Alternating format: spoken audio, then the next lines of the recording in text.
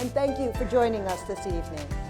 I would like to introduce you to Barbara Cohen, President of Druck Specialty Contracting, Inc., a certified WBE Woman Business Enterprise headquartered in New York. Our interviewer, Mr. Lou Giannini Jr., Prost Stone Systems. Well, Barbara, we're here now. I am honored to be here, to be with you. And we are all among friends here. So we're so interested in Barbara Cohen. We'll start off with just an early life question. Barbara, where did you grow up? I grew up in New York City with my father and mother and sister and grandmother, and I live very close to where I grew up. I went to public grade school and a high school, both in New York, and then, as Kim said, on to RPI. You know, looking at that time, you know, looking back at it, people generally prefer a grammar school lifetime or a high school or college. What did you enjoy most in your school days? Graduating. Just getting out? Graduating. High school, I grew up in a period of time where rebellions were coming, and I was my father's daughter to a large extent, and I was probably, let's say, well-behaved, and I grew up in a period of time during lots of different movements. And getting through high school, I remember, was a big deal. Yeah. And we were all focused, though, on going on to higher education. I think that I was very, very lucky with my parents both. They believed in education. And to this day, I think education is the most important thing that anybody out there, child, adult, anybody can do. The more you are educated, the more you can learn, the better you will do in your life's work and enjoyment. And I had parents that really believed in that. And when I got into RPI, it was a school, I only applied to it because it had no essay on the application. So I didn't have to do any work. All I had to do was fill it out and send in my $25. That was it. And in those days, that's all it cost. And when I got into the school and I got early admission, my mother says to my father, "Why would she go there?" And my father turned to my mother and said, "She got in. If she wants to go, she gets to go." And so it was. And my father had a lot of insight. You know, did they really require you to be a good student, get good grades, study, do your homework? Or yes. Was that all you? Yes, absolutely, yes, throughout all the time. My father said, do what you can do. He didn't need me to be the top, but he said, you have to do everything that you can do. And that served me well for all those years. And when I got into college, and RPI is one of the 3 things in my life that I don't regret. Later, you can ask me what the other 2 are. But one of the 3 things I never have regretted was going to RPI. It was really a wonderful institution. It gave me a really wonderful education. And more importantly, it taught me how to solve problems, which served me. Well, you know, back during the time that you attended RPI, how many females were in your class? There were 100 women in my matriculating class and 5,000 men in the university. So you can imagine the ratio. Only 50 of us came out the other side. Wow. Yeah.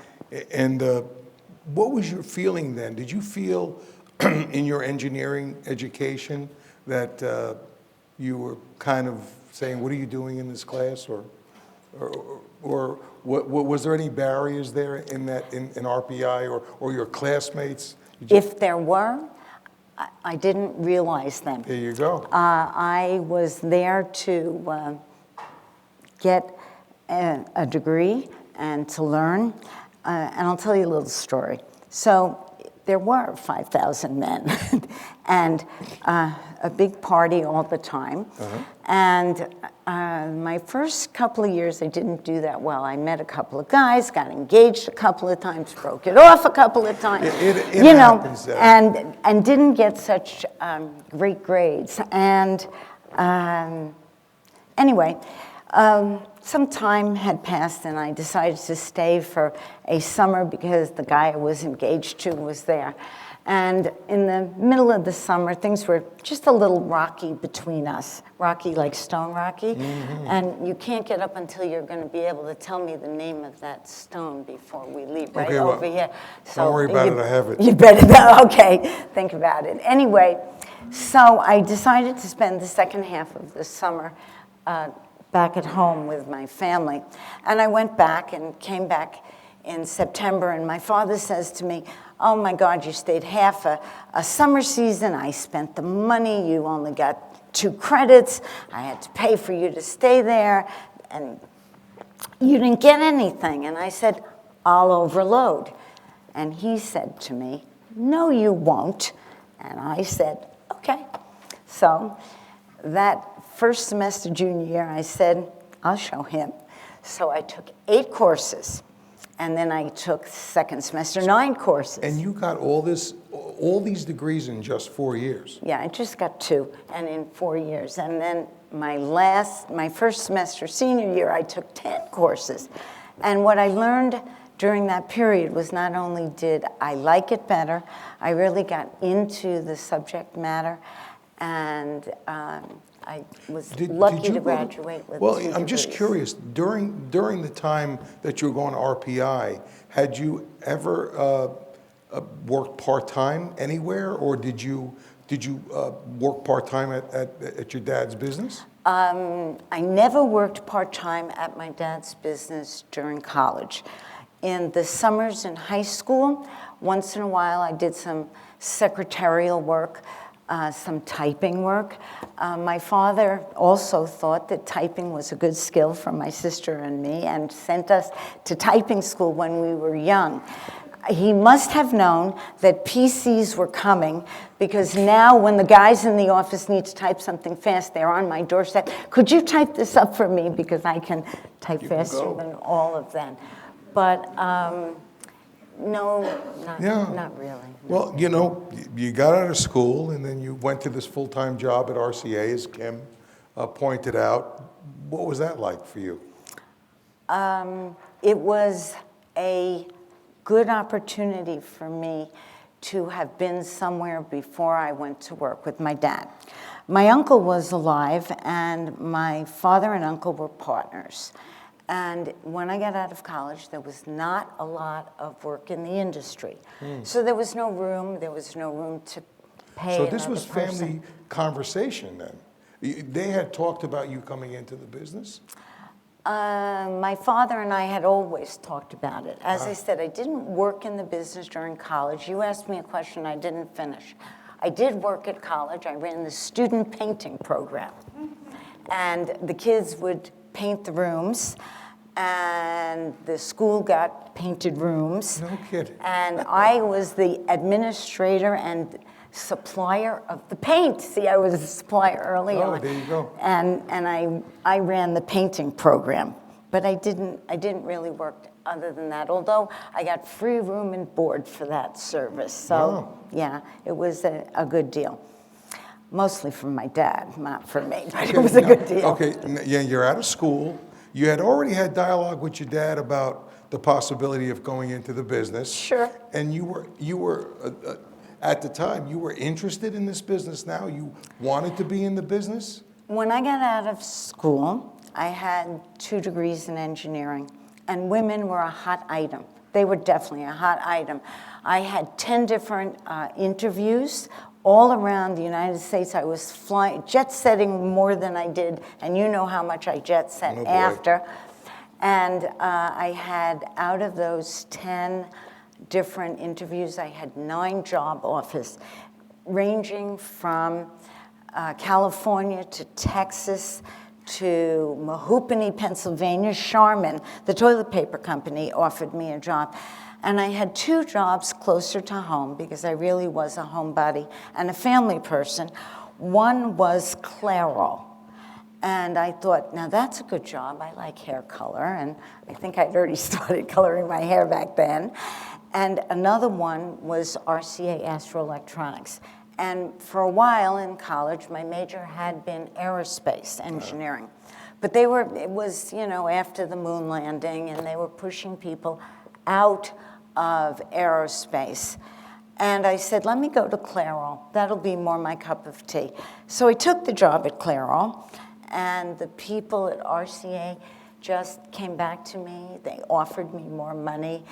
Not a lot of money. I mean, I think I made $14,100. That's a score back then. That was a score back then, I agree.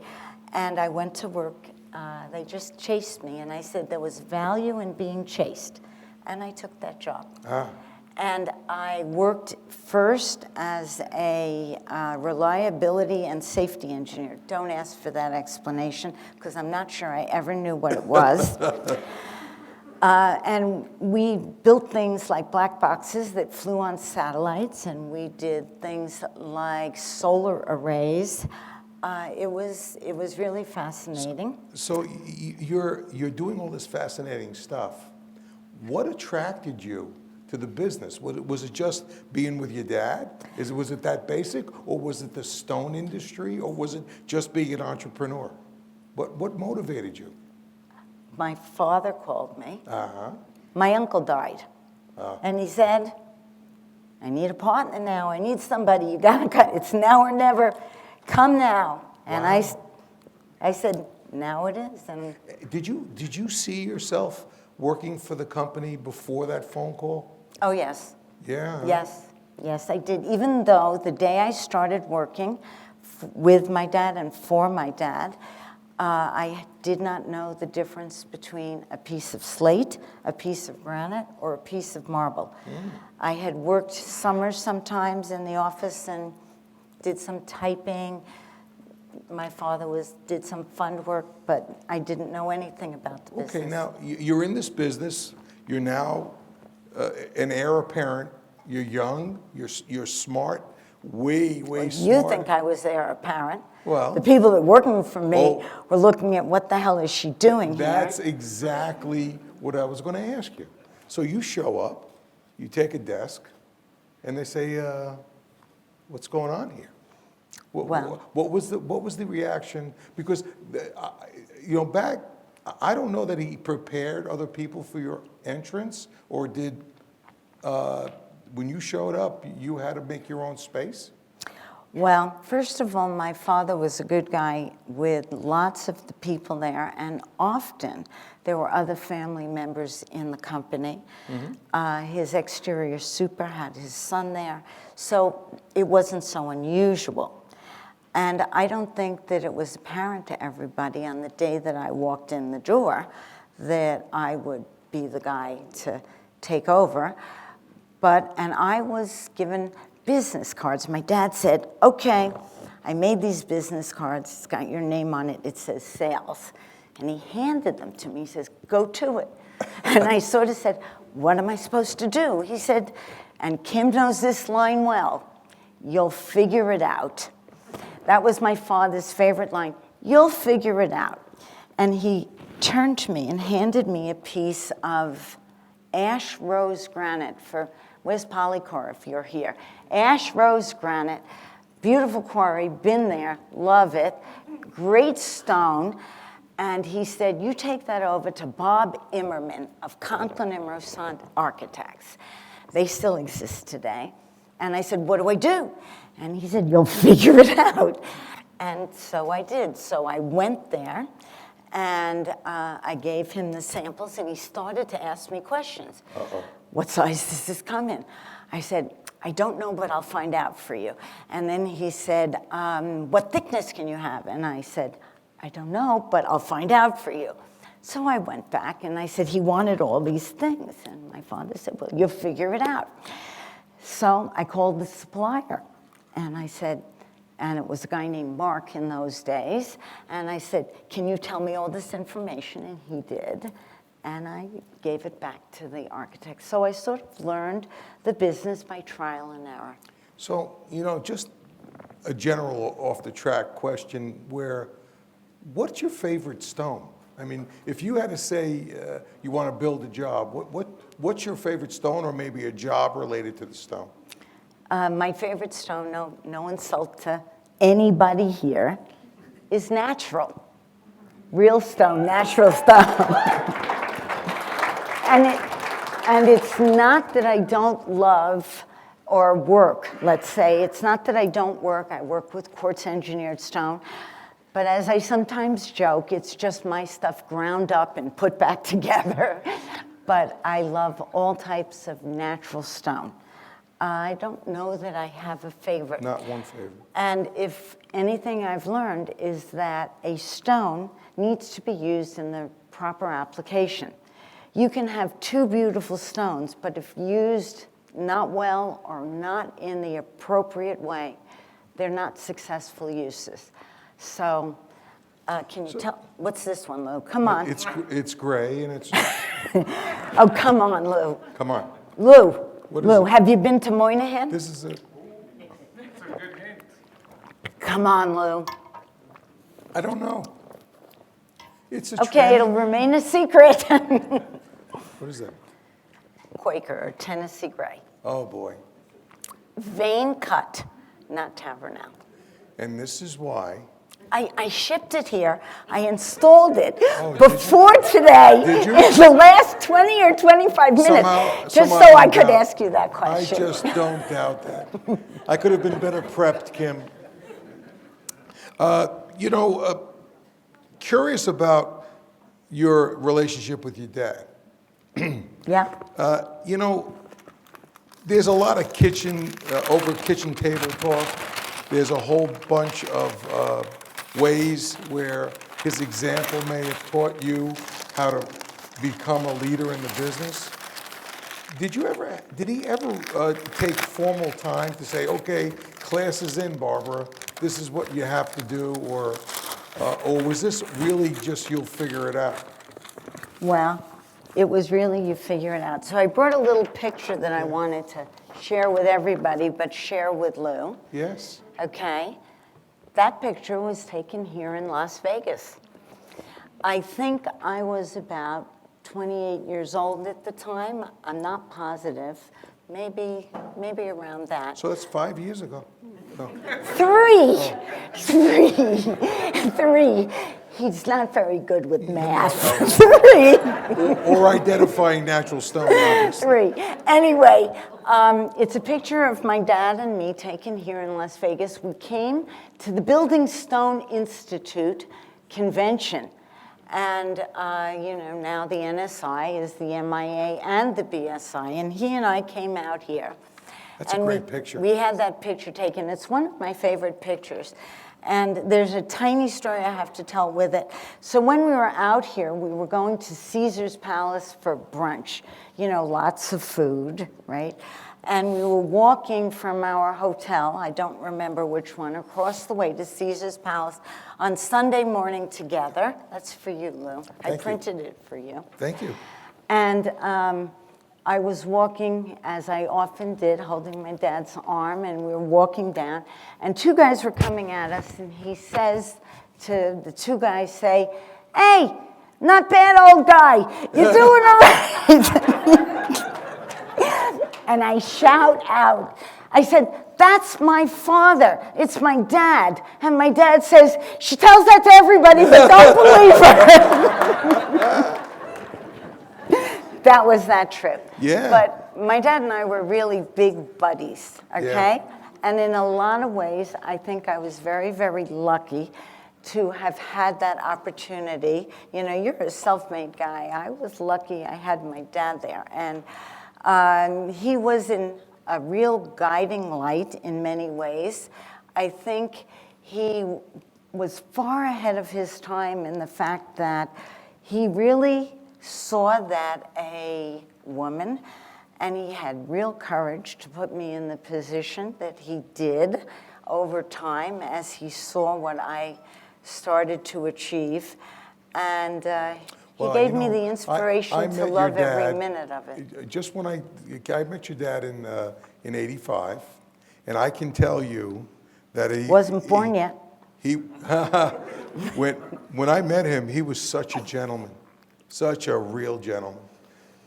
Well, as they say, my opposites often attract. And I guess my husband and my father were more alike. I'm a little bit of a bull in a china store. But my father was a very gentle man, a legend in his own right, who people loved, a generous guy who would never, ever hurt anybody, a very astute businessman, a loving father, husband, and great friend to people. Well, you know, in business, there's at least 3 very basic different requirements of running a business: operations, finance and administration, and sales and marketing. Over the years, I've seen you take charge of every one of those disciplines. And when did it happen that you started learning about all the product, the natural stone? How did it start? How were you challenged? And how did becoming an expert happen for you? Well, it just happened over time, like it happened for you. Like I said, I learned by doing. I learned the materials and fell in love with them by getting projects with them, by working with architects, by... Tell me about the story about your first trip to go to Europe to look at a quarry, or tell me what your experience was. Early on. You're obviously learning, so there's a lot of people then that knew a lot more than you, and it was a men's club, no doubt. Tell me about that. You remind me of a story I haven't thought about in a little while. If I have to tell you the year, you have to add 30 years and pretend. Okay. So I remember it was in June of 1980, and I was going out with this guy, and my father said, "We're doing the Palace Hotel. I need you to go. I can't go right now. I don't remember why. I need you to go to Italy and to check out this stone and organize this, that, and the other." I said, "Oh, Dad, you know, I got a date this weekend. I don't want to go." No. I said, "But there's no point. What am I going to go for?" Anyway, I went, and I arrived in Pisa at the airport. Very different than what it is now. And I had rented a car at Avis. And I went over to the counter, and he had my supplier, our supplier, a guy named Paolo Formai, meet me. He was the son of the owner of Formai and Mariani, of one of them. And he said, no, I'm going to drive you back. And I said, no, I'm going to take a car. He said, no, I'm going to drive you to the places. I said, no, I'm going to take a car. Sounds like I took you. a car. I took a car. And anyway, it was a rude awakening, because when I got there and saw what there was to learn, visiting the quarries and going to the factories, I said, now I know why he wanted me to go. And I loved it so much that I spent the entire summer going back and forth. I used to leave my running clothes in the hotel, and I would go back for 2-3 weeks, and then I'd come back 2 or 3 weeks later to check the stone on the project out. And I got a real education in those years. How were you received, though? I mean, you go... You'd have to ask them. Well, I wasn't letting anything stand in my way. Well, that's exactly it. With you being really assertive in your learning needs, How were you received at that? You had to be the first woman that came and check out a job. Well, I might have been the first woman from the side of the contractors, but there were a few, and there were a few in New York as well. Plus, I think there were women architects, so they weren't totally void of ever having dealt with women. How about the language? How did you deal with that? Now, that's a story I don't know if I should tell here. Well, I certainly would not know when they were talking to me and whether or not they were saying things that I didn't understand, speaking in Italian. And I had studied high school French, which was pretty weak in any case. And I went on one trip. It was around a incident. There was a bomb in Bologna. And my flight had been canceled, and I didn't know what was going on. And I said, geesh, I shouldn't be going back and forth and not know even one word other than si or no, which is about the extent of what I knew. And I had a shop man named John Piazza. We called him Johnny. And he was from Calabria. He looked like Albert Einstein. He literally looked like Albert Einstein, and he had a very thick accent. And he spoke very broken English. And I spoke very little Italian. So we made a deal that I would speak with him only in Italian. So if I wanted a sample, him to do something or something about a job in the shop, I would have to speak to him in Italian. And he would only speak with me in English. And we went back and forth like this for quite some time. And I started to learn Italian, and I was able to speak it not too badly, at least the industry terms. And I went over on a trip, and we got this project where we were the consultants rather than suppliers or contractors or whatever. And I was representing the owner and checking up on stone that was to be delivered for a project Humana, maybe in Georgia, but I don't remember the location right now. It didn't matter. And it was lots of granite. And I was meeting with the person who had all the information and spoke perfect English and kept speaking English with me. And I said, when would this be? What about this? Da-da-da-da-da. And we were going on, and I kept asking questions and not giving up till I could get some answers. Anyway, there was another person in the room who was, I think, the accountant, il ragioniere. And he turned to the guy who was being interviewed by me, and he said, oh, give in Italian. In Italian, not of knowing course. that I could understand and speak some Italian, give her a piece of pecorino cheese and that will shut her up. And I understood it. And so in my best profane Italian, I told him what I thought, and they never spoke Italian in front of me again, Wow. ever. So I sort of ruined the good surprise. So in the process, you're working with your father. He's challenged you in the sales category, and you're learning all aspects of the business. Did your father and yourself sit down and make a date as to when you were going to be challenged in taking the business over? No, we were not so well planned out. It sort of osmotically happened. And when I first arrived, you asked me the question, did people object to me being there? And the answer to that is no, because they didn't know whether I would be just a carried person, you know, because I was a family member or whatever. But as it became clear, and as my father phased himself out of work, it became clear. And there were some people in the company, one young person, a guy, a son, who went to my father and said, I can't work, you know, if your daughter's gonna be the boss, you know. And my father said, what could I tell you? And he left. And one of the very excellent technical people, when my dad said, I'm going to really take a back seat, my mother got sick, and my father decided he wanted to take less time at work.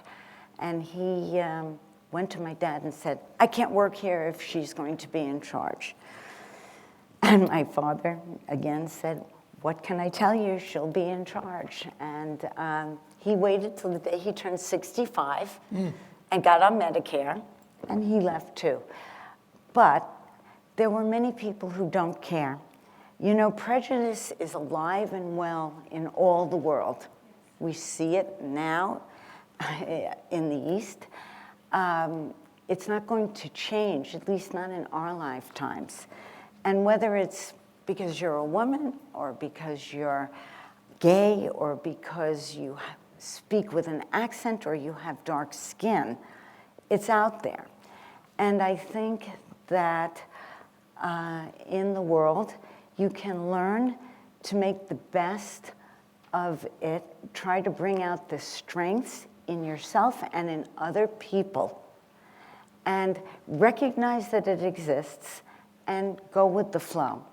There are certainly people out there who might not be willing to, you know, deal with me in business, not so much as the, you know, suppliers. Right. You know, you were always happy to deal with me when we Sure. met 3.5 years ago, and and you know, suppliers. Barbara, I met you. Well, does everybody remember the first fax? That was a miracle. You used to stand by this machine, and it used to spit out a gray paper that used to curl up, and then the writing would disappear if you left it in the sun. Well, you could remember that. I wasn't through. Oh, I know. You don't remember that. But tell me, in your process, you being a gadget person, even today, very, very cutting edge, do you remember the transition of how this communication and the way we do business today? You're really unbelievably hooked up as far as technology. But what was your first mobile phone experience? Well, first of all, I go back before fax. I go to telex. Telex. I go back to telex, that when you wanted to, you know, talk to somebody in Italy, or you sent them a telegram, but I think we were past telegrams. Telex, my father was communicating with the foreign suppliers using a telex, yes, telex, fax, and so forth. But yeah, I had a very early first mobile phone. It was, I guess, during the days of Battery Park City, where I actually met my husband of 31 years. And I used to carry it around. I think it was about this big and weighed about 10 pounds, and I had it on a shoulder strap, and I had a couple of extra batteries. And my father gave it to me as a gift, because whenever I took a picture, people would have, I had my a phone in my ear. So, and of course now they're nice and small. So, you know, it's a wonderful thing to see how you master this technology, because you're really on it. And just curious, what's the favorite app you use on your phone? Oh, that's tough. My favorite app. Well, probably just plain old mail, but maybe WhatsApp. I'm not a big social media person like Betty White. Now that I know what it is, I know it's useless. But it has its place. But I like them all. If it's out there, I'll try to download it and use it. So now we're up to the point where you're the successor in running your company. You take that chair. Did you ever feel overwhelmed with that responsibility? Well, you have to back up just a little bit. Okay. Because I didn't just all of a sudden. It was a gradual thing, number one. And number two, I think the only time I ever really felt overwhelmed or challenged by it was pretty early on. My father, who was a great guy, in those days, before my husband, my best friend, he was stricken with colon cancer when he was about 70 years old. He actually had it a couple of years apart and still lived to be 101. But he was at work, and we were doing a very large job for Turner Construction, the Equitable Tower. Granite on the outside, Botticino marble on the inside, vermilion granite. Where's my polycor pal over there? Wainscot. It was a really big job. And all of a sudden, and he was sort of more in charge of that job than I was. One day he was here, and the next day he wasn't there. He was headed to the hospital to get treated, and I was in charge. And I had all the responsibility of everything from worrying about the payroll to whether the jobs were getting done, to listening to everything, the whole 9 yards. And I think the only thing I can say is that if you're lucky and you've done your homework, you just have to rise to the occasion. And that was my first time that I felt, oh my God, it's on me. Well, and I had to rise to the occasion. You did figure it out. That's for sure. Yeah, I did. And There was an old story, by the way. My father knew a lot of the stones, especially the European stones, but when the market became overwhelmed with Chinese stones and stones from South America, and he didn't know them as well as he had known. He knew domestic stones really, really well, meaning American stones. And I used to ask him, what's that stone? He would always say, you'll figure it out. One day he comes to me with a sample of a material from China, and he says, do you know what this stone is? I said, yep. And he said, what stone is it? I said, you'll figure it out. And I never told him. yeah, that's tough to take as a father. I think I did tell him what it was. But also, I think that I had the great opportunity also. My father was a man with insight, and when he decided, one day he came to me, he said, you can fly, you can do what you want. And I got a couple of great customers, and I did a couple of great projects, and Which is went what I to want to suppliers. talk to you about. But you're saying, when did it come? So one day I got this opportunity. I had done a big project down at Battery Park City. I was sort of a rescue girl, I'll say, instead of a rescue contractor. I was the rescue contractor. And it was a very good relationship. Always keep good relationships with your customers and your suppliers. You have to sell not only to your customers, but also to your suppliers, because you have to depend on both. And you also have to treat not only both of them with that kind of respect, all the people that work in your company need that kind of respect. Every single guy that is working for us in the field is a guy who does something that I can't do, and my company depends on. And I know them by name, and they know that I think that what they do is very valuable, and they make our company the success it is, not me. I just sort of, whip the recipe together, and sometimes not so well, sometimes okay. But anyway, one day, I got this chance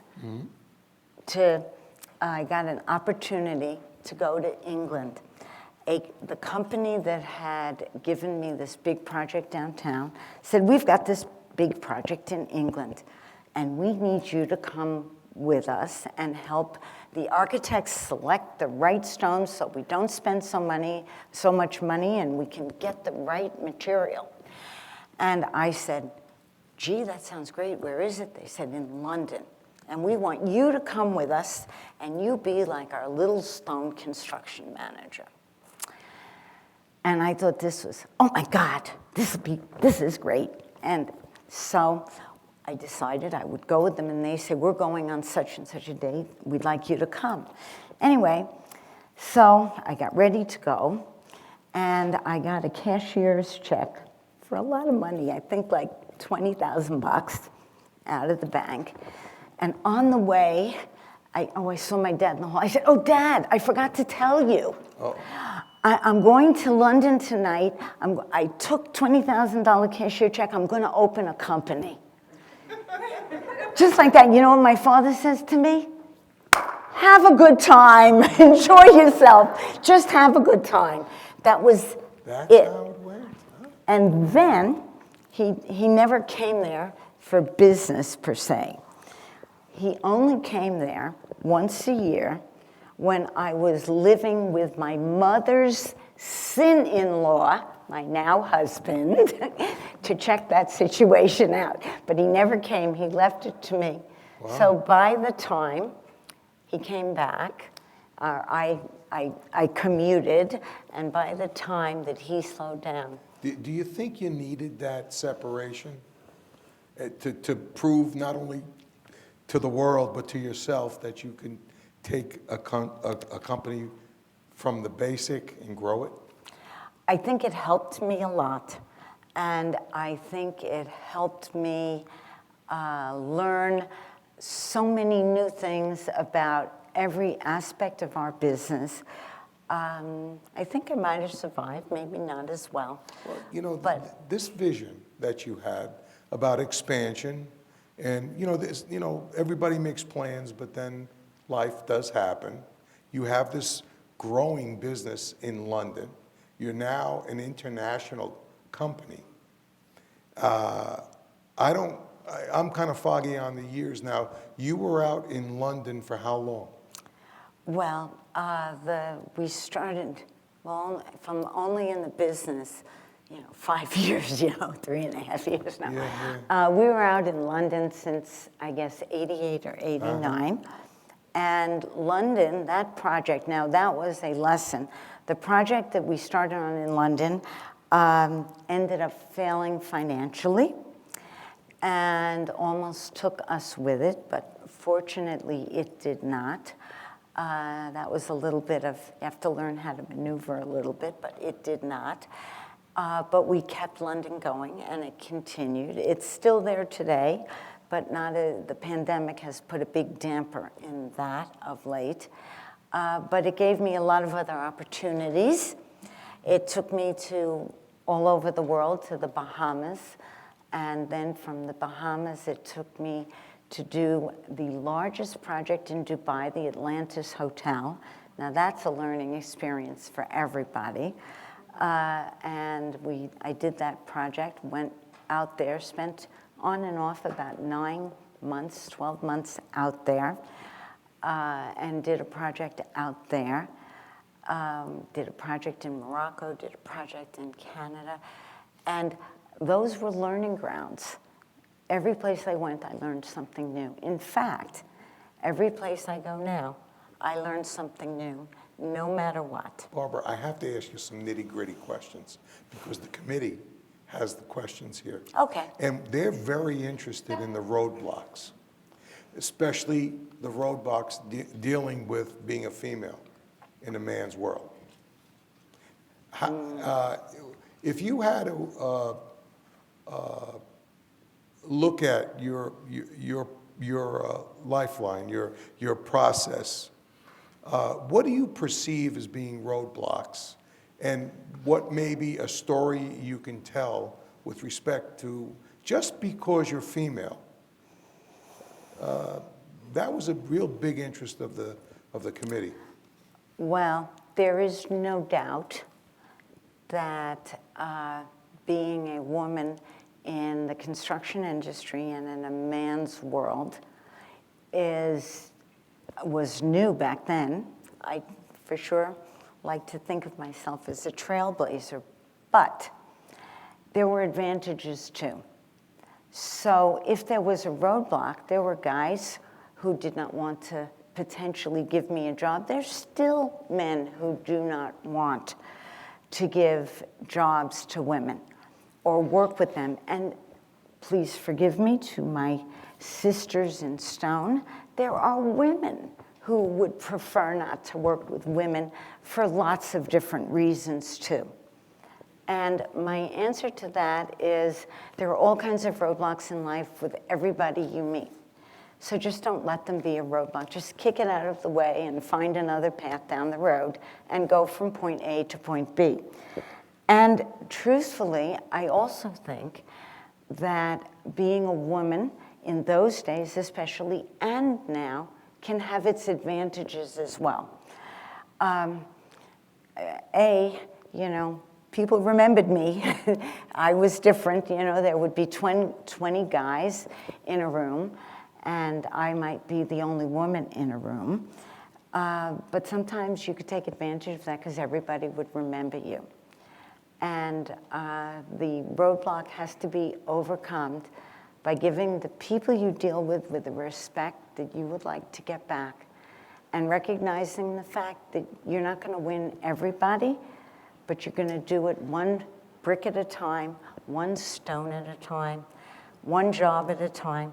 Well, Barbara, I think what would surprise a lot of people is that there's absolutely no anger in your voice. Even though there were problems and roadblocks, you have this balanced approach just to be on your mission and have those chips fall. Well, I'm definitely not angry. I've had a charmed life. I love my job. Even now, I love my job. And if I were to let those roadblocks, whether it's because my last name is Cohen or I come from New York, I mean, imagine loud-mouthed, light-haired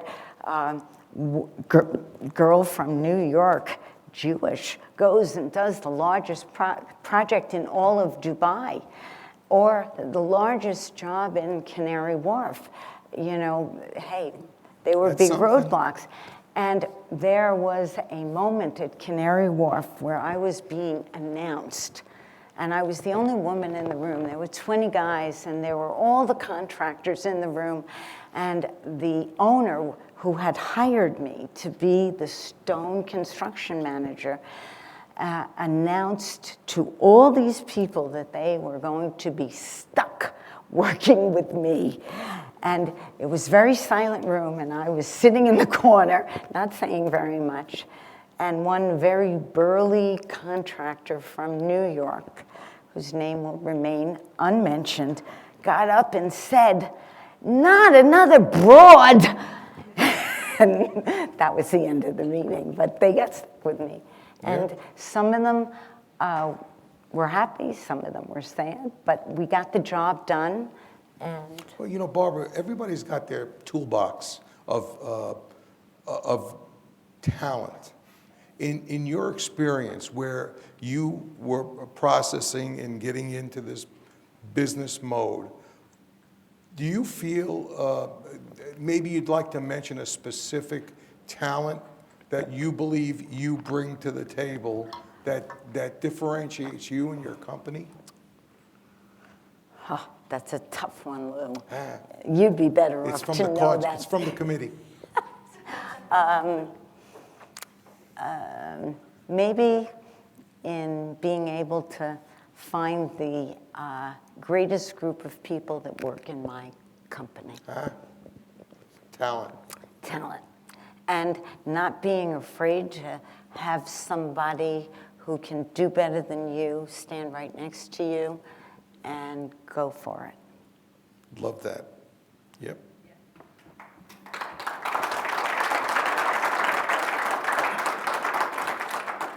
So there's not a job you can't do. That's been proven. And as you went along in your process, the Miller Druck company you own is a much different company over these the last decade. You've built a brand new shop. You have.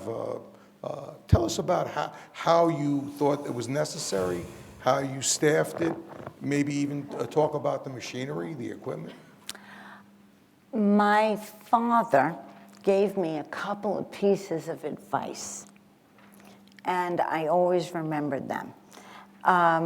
When you wanted to do something and it seemed tough, or you didn't know, or a job went the wrong way, or the factory wasn't this, he used to tell me, stay calm, just put one foot in front of the other and keep going.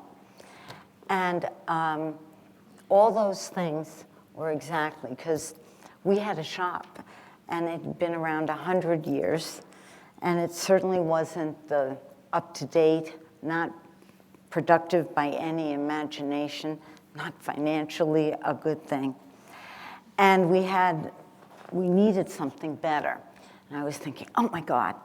And this piece of property came onto the market, 2 overhead cranes, and it was a low, real estate wasn't that high at the moment, and we were able to take this new shop. And I went into this shop, and it was empty. There wasn't anything in it, 2 cranes, and I said, oh my God, what are we gonna do now?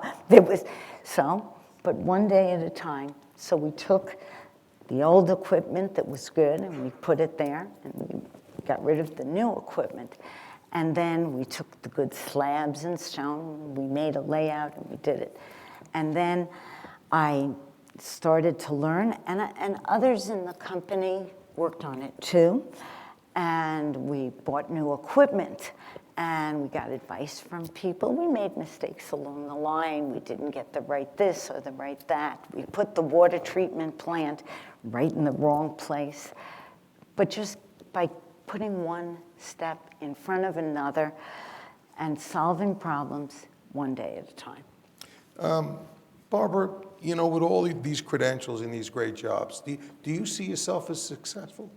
Do you see yourself as a successful person? I don't think about it that way. I just see myself as somebody who loves to work in stone and in quartz engineered stone and in porcelain and in tile. But I must tell you, I'm not as good at that as I am in stone.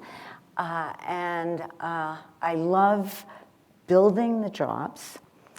More importantly, I'm driven by the group of people that work in our company and the people I work with. Like, nothing gives me greater pleasure than to be able to give my good friend Lou Giannini all the Mapei product for the new Penn Station job. Yes. Nothing. And nothing gives me a greater happiness in a funny way than to keep all the guys on the job with paychecks in their pocket day after day, and to always have the opportunity to move them to another place. That's something that drives me every day. I don't think of myself as successful, particularly I just think of myself as one of all of the guys out there, just like you. I brought you something. You called me that you were gonna interview a rock star, right? Oh, so, yeah. wait. Gonna pin this little rock star right on for Lou. There you go.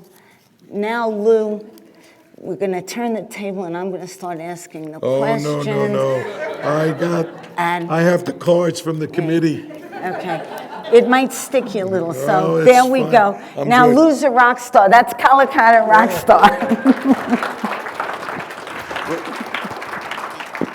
You know, it's being in business, and it's become so impersonal these days with all the hedge funds coming in and buying all these supply companies. It's amazing to see, and I hope it's not a lost art that personal relationships like the ones we have and enjoy continue somehow.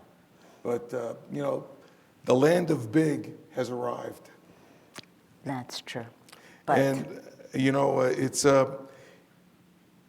when you figure out all these things you did, and you say the success is in the everyday work, basically, that you do. I just wonder what the Barbara Cohen in 2022 would say to the early life Barbara Cohen, maybe the Barbara Cohen version that was just now in her first days sitting at the desk of her father's business? What advice would you give Barbara Cohen? You better get up earlier because you better beat those guys into the office. I don't know, I have to think about that a little bit. While you think about it, I'll just give you a little anecdote. I had a conversation with one of Barbara's employees, and one of the stories that came up in conversation, he said, Barbara's here when the guys come in at 6 o'clock. Just to see that the job started out right, wasn't afraid to put on her work boots, mix a little bit of screed, that fresh stuff, and work with the craft workers. And man, let me tell you something, it takes a lot of courage, huh, Barbara? Well, I don't know if it takes courage or the fact is, how do you tell people that you want them to do something if you can't even do it yourself or understand what it takes to do it? And how do you talk with your client if you don't know what it is that you're actually doing or what the reason behind it is? And doing it for yourself teaches you a lot. On top of which, this is all a disguise that I'm dressed in here, because I like working in the field and I love working in the shop and I love going to the factories and I like coming to the supply houses. I think the least favorite place for me is my office, although I do love the computer, this is true. Yeah. But I also feel that, I learn from them and I show them that my interest is in working with them. I often start a new job and I like the clients to know that I'm interested, the job goes well, and I'll take my laptop and the guys will give me a piece of wood and 2 buckets of mapei planacrete that have been emptied out, and they'll make me a little bitty desk, and I'll sit there and sometimes do some work and go over there and help them slather on some dope coat. Yep. So I think we should all operate in the world that we're a team, and I've noticed over the years, I know all your employees' names in the office pretty much. It's because they all come to work with you and they stay. What do you see? What are the qualities you look for in an employee? I look for somebody, first of all, somebody always man or woman, has to be happy in what they do. So I look to see if it seems like a niche. And let me say that in my opinion, and I'm not very good at interviewing, you really never know till the person comes. But I look for somebody who is interested in their work, who has some initiative, who likes what they're going to do, who is flexible, who is honest. I've just been fortunate. Look at Kim. Look at Ishmael. Look at Paula. Yeah. We have one person, Jerry Brennan. Yeah. Jerry started to work with my father before I was born in 1964. And he's still working with us today. He started as a person, like a teenager, and he learned drafting. And he is a fantastic drafter, and he's now head of our drafting department, and he's still there. So I think it's important that the people like it, they can get along with you. Trust me, I've had a lot of guys come to work, and I can tell you my complaint, and this is for all of my sisters in Stone. Very, very often, I'll go on a job site, or I'll go and talk to, there were some of the people. I'll say, I think we should do something this way. And they'll say to me, no, this is a better way. And I'll say, well, tell me why. And they'll say, well, this is the way I've been doing it. And I'll say, no, I don't think this is a good way. And I say, we should do it that way. And invariably, I'll come back, and they've done it their way, which turns out to be not the way. And I'll say, guys, they just think, girls can't know, a way to do it. And I guess that has been, if you ask for me, my big stumbling block, that I had a couple of people. One guy says to me, who was half my age and had been complained about to me by the client, and I was trying to gently find out what was going on, who says to me, don't you ask me these questions, I've been doing this since before you were born. And I said, that may be, but maybe you should, check out if you've been doing it right since before I was born. Anyway, he chose to leave after a little while. So sometimes there is that tendency in a male-dominated industry for guys to always think, and especially guys who've been doing it a long time, a certain way, to keep doing it that way. That's right. But that's not everybody. My nephew, fourth generation, who's here, is now working with me. He couldn't care less whether I was a girl or a guy. And he just wants the right way to do it. Doesn't matter who's doing it one way or another. And that's the future. Barbara, I have my favorite question, and it's about your recommendation to dads, to daughters, and from daughters to dads concerning succession. If you had thoughts on maybe giving some advice to the woman in stone. I can. Number one, dads and daughters have a unique relationship and a great, friendship. There may be that walking them down the aisle to give them away, but they never really give them away. And there was a company in Portugal that had a son and a daughter. And the gentleman who owned it was a really nice man, and I knew him. And I had used them for work, and the daughter was just a terrific whippersnapper, knew the stone, knew the blocks, knew the quarries. And the son was sort of, lackadaisical, came to work around, 9, 10 o'clock. And he and I had this discussion, well, your daughter should take over. He said, can't leave the company to my daughter. I have to leave it to my son because that's the tradition. That was the tradition in Italy. That company ended up going out of business. The daughter left, went somewhere else, and that company went out of business. So what I say to fathers and daughters, if you have the love and the desire, go for it. And what I say to the fathers, don't be afraid. If your daughter can do it, let her do it.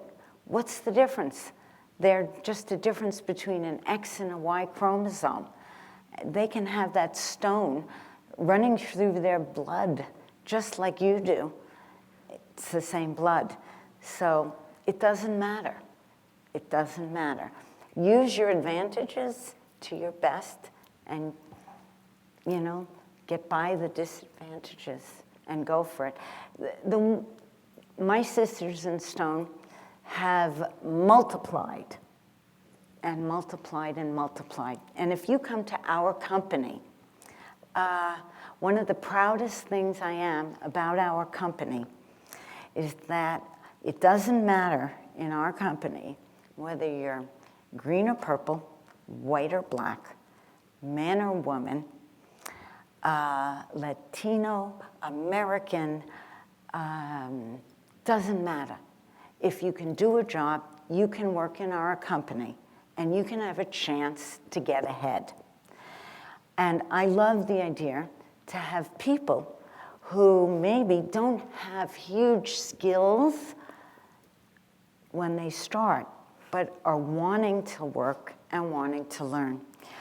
In our shop, which I've grown to love and have a lot of fun, but still needs lots of work, and anybody who would offer their help, we would gladly take. I always invite people because there's always something new you can do, and a new technology, something to improve and do better and move forward. But in our shop, we had a woman come to the doorstep. We're in the Bronx, not in Brooklyn like the video says. No, we're in the Bronx. And in the South Bronx, if people know what that is. And I am fond of the neighborhood, despite the fact that I want to move there, and my husband threatens divorce if I do. This woman comes, and she's with a baby carriage, and she comes to the door of the shop, and she speaks only Spanish. And one of the other women who's bilingual, says, "What can we do for you?" And she says, "Oh, I need a job. I really need a job." And she was crying, and anyway, so we were looking for someone. We gave her a job as a cleaner, and she started cleaning the shop. The shop was never so spick and span in all the world. But then some polisher didn't come. And she says, "Oh, I could do that, or I could try that."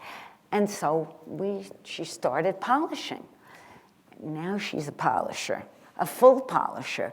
And the person who is our lead polisher, if you take her away from, no, I need her for all these things. And now she's a full-time polisher. She never cleans anymore. So we hired another cleaner, another person who couldn't speak a lot of English, but needed a job from the local neighborhood. That person learned CAD drafting. One of the people took him under their wing and started doing CAD drafting. And then another person, so now I have no cleaner again in the job, and if there's one thing that's true about the marble and stone industry that I must say for guys, sometimes girls too, but guys, they are slobs, totally slobs. Slobs on the job site. I am always saying we've got to be neat and tidy and clean it up. Nobody wants a van with tools, all over the place. But anyway, so we hired another cleaner.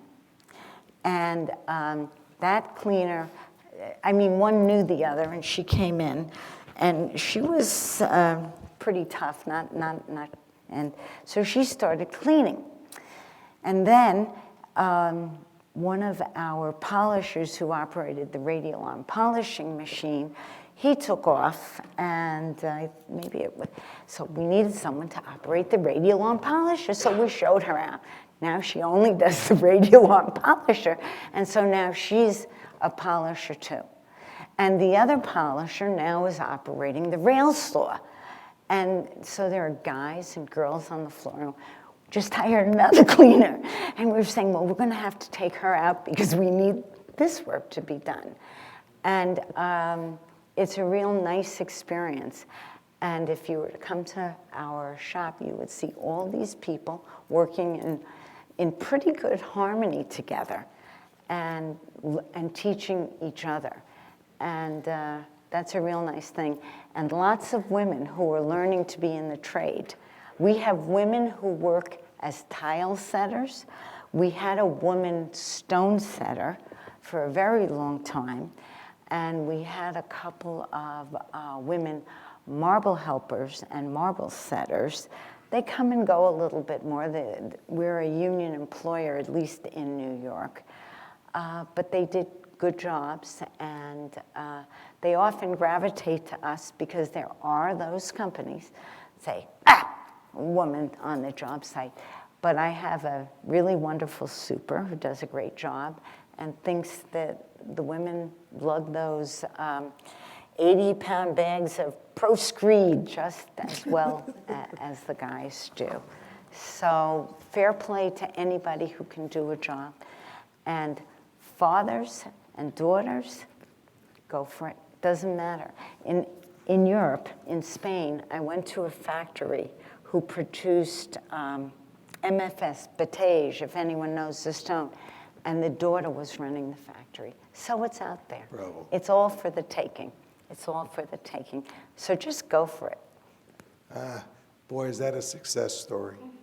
Now, Kim is giving me the high sign.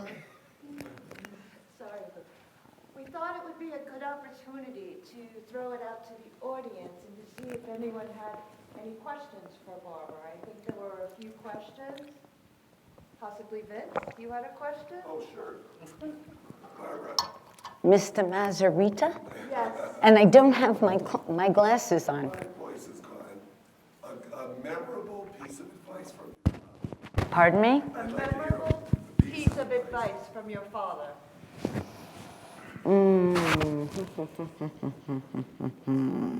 Advice. Different than the one of putting your... of putting your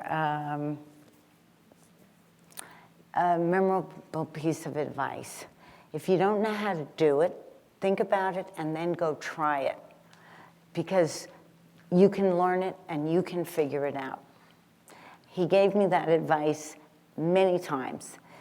He took the advice himself. One day he said, let's do a panel job, which was, steel frames with stone on it. I said, okay, we did the job. We lost our shirts, but we did the job. Hi, Barbara. This is Fernanda Pedroso from Polycore. Really, it's been wonderful. Thank you very much. Quick question. We were talking about a legacy series, so I was wondering, what is your legacy? What are your, what's coming? What would you like to leave as your legacy for the stone industry? Well, given that I'm only, what did we say, 30-something, it's hard for me to know what 40, 50, 60 years downstream would be. However, I know it's the legacy series, and I appreciate the honor that you all are bestowing. I'm not so sure that I'm quite as deserving of those titles, and I do thank Kim and Bree and everybody in the committee and Luke for all the work. But I guess that I would just like to be remembered in the sense that we did great jobs, that we loved the product that we did, that those jobs showed the TLC that we put into it. And I'll go back to Vince. I'll tell you the best piece of advice my father ever gave me. If you take a job, it doesn't matter whether you make money on it or not, take it and do it right, or don't bother at all. And I'd like every one of the jobs that I do, and every one of the jobs that my nephew Michael will do, always to have been done right, and to be as beautiful as the architects wanted it to be, and to, in itself, be the legacy of stone which stands the test of time. So that's what I would like to see.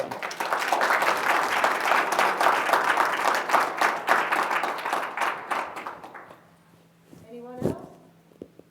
Steve, I think you may have had a question? Barbara answered my question. Did answer your question. On that note, I'm going to ask Marie. So, thank you all for coming, first of all. We are Women in Stone, and Women in Stone is powered by the Natural Stone Institute. So with that, we would like to thank the Natural Stone Institute for building us up and giving us the opportunity to form a community in which we can recruit, retain, and advance women in the stone industry. We want to thank so much Barbara and Lou for taking the time to share Barbara's story with us, and for your candor and your honesty in answering the questions. It's not easy to be up here. With my husband in the audience, no less, who's these smirks are back and forth. But she's a natural, can't we all agree?